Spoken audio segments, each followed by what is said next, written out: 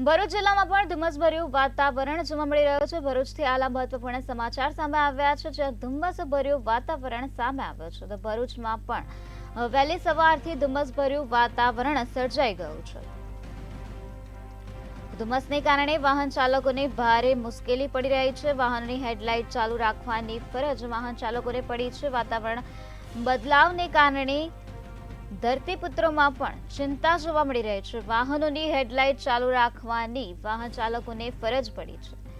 તો ધુમ્મસના કારણે વિઝિબિલિટીમાં ઘટાડો થઈ ગયો છે, જેના કારણે વાહન ચાલકોને વાહન હંકારવામાં મુશ્કેલી પડી રહી છે। વાહન ચાલકો હેડલાઇટ ચાલુ રાખવા માટે મજબૂર બન્યા છે। તો વાતાવરણના બદલવાના પગલે ધરતીપુત્રોમાં પણ હાલ ચિંતાનો માહોલ જોવા મળી રહ્યો છે।